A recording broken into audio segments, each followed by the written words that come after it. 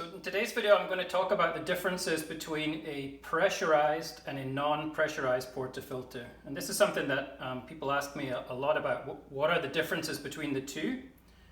Which one makes better coffee and which one is better for beginners, which one is better for more experienced baristas, and so on. And so rather than me trying to tell you that, let me very simply show you. And so this is a Breville Barista Express, and actually this machine is awesome because it comes with both options provided right out of the box. And at first glance, as you look at it, the pressurized and non-pressurized filter baskets look pretty much the same. So what actually is the difference between the two? And so if I spin them around, you'll very quickly see that in this non-pressurized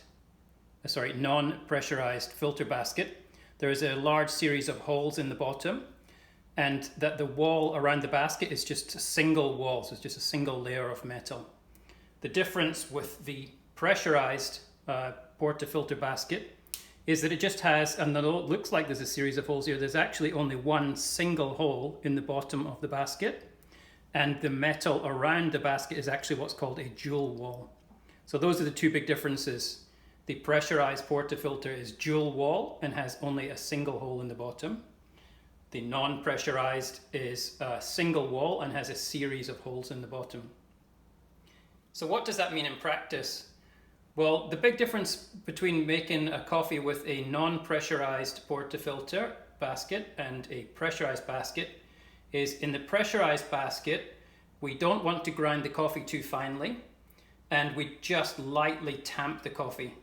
And so the way that the pressure is created in this particular basket is through this single hole. So it actually creates the pressure itself.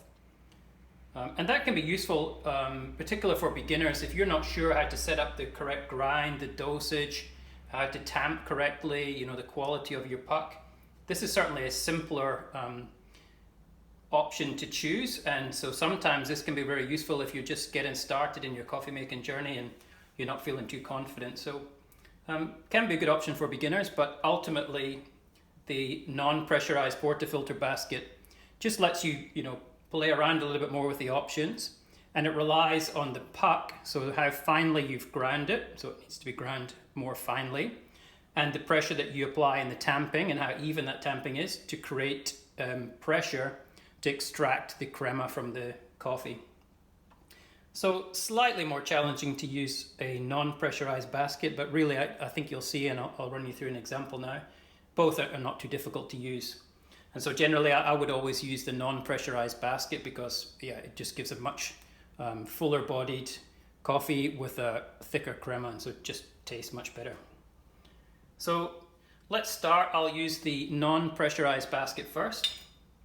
I just simply place the basket into the portafilter. In both cases we'll use the same portafilter. This is a spouted portafilter, the standard one that comes with the Breville.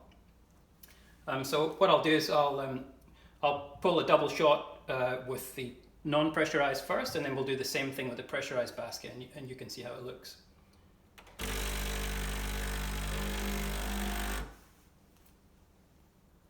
So I simply switch the machine on.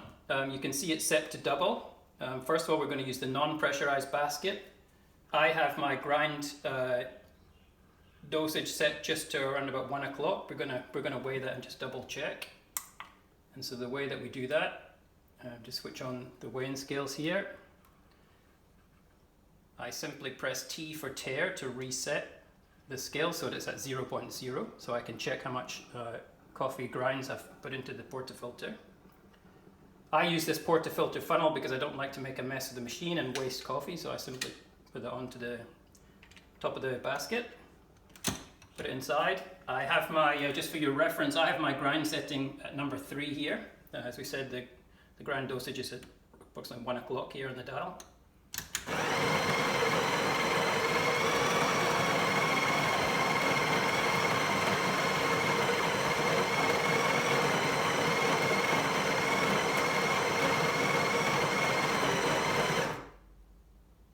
So the first thing we're going to do is just remove this, and this you can see with the portafilter funnel there's no spillage of espresso. I'll just give it a little tap just to level it out slightly. We'll remove the funnel, and let's just weigh our grind.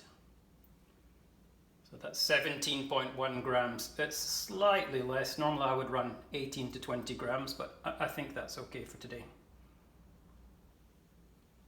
So again, I use this espresso distributor. I find this really nice just to distribute the coffee evenly. So simply it has these kind of 3 blades.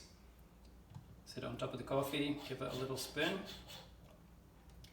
and you'll find that that just evens out the coffee nicely. And then you can either use the built-in tamper that I have on this particular distributor, or you can always use the one that's provided with Breville. I sort of switch between which I prefer, but for the purposes of today I'll use this one. Give it a firm tamp. So firstly I've selected a fine grind size, number 3. I've given the coffee a firm tamp, and so the puck now is set up so there should be no channeling, and the pressure will be created by the coffee puck itself, not by the portafilter basket. So let's put this into the machine, and let's pull a double shot, and we'll just have a look and see how does that compare later with the pressurized option. So simply press the 2-cup double shot option.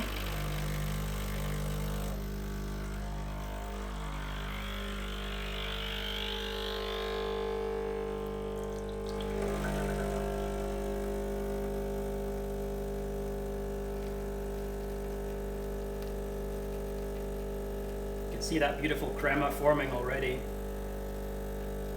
Pressure was just up nice there, just above 12 o'clock, close to the 1 o'clock, so in the ideal range. It's still set on a little bit, but you can see his beautiful, rich, thick crema on the top of that coffee. Very nice. So let's compare that now and see how does that look with the single filter, pressurized filter option.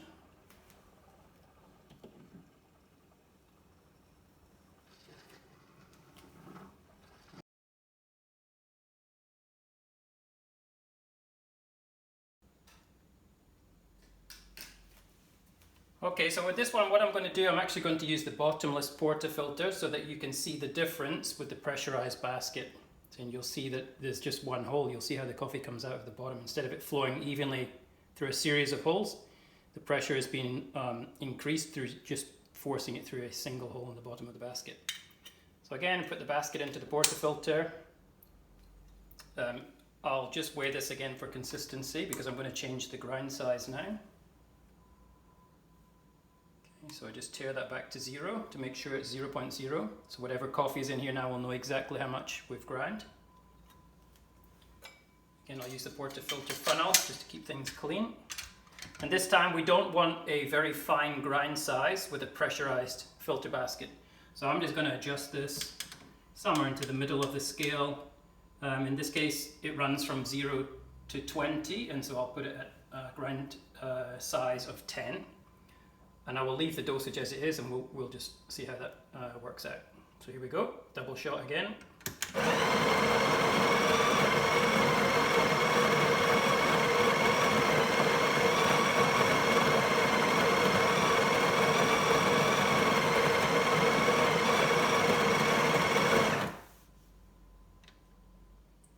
Okay, so definitely a little bit more coffee I think this time. I'll just give it a little tap.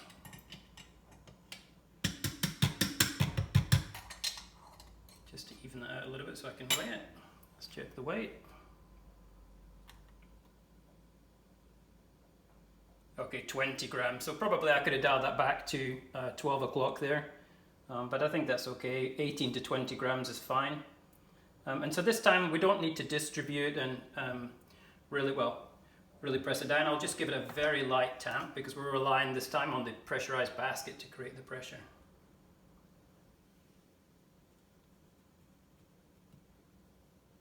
So I'll just give it a very light tamp. I've actually got a little bit too much coffee, so we just clean that up. And again, let's just put the basket into the machine, the portafilter.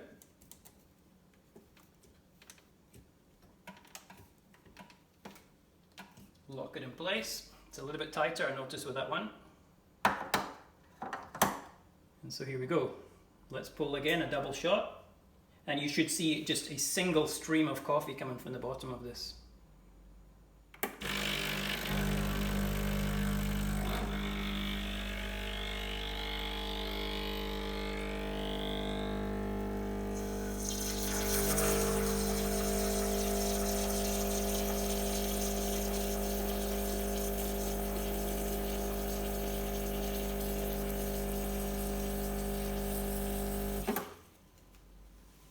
So I should have used a bigger cup for that. I wanted to use the little clear shot glass so you could see, so it was a bit messy.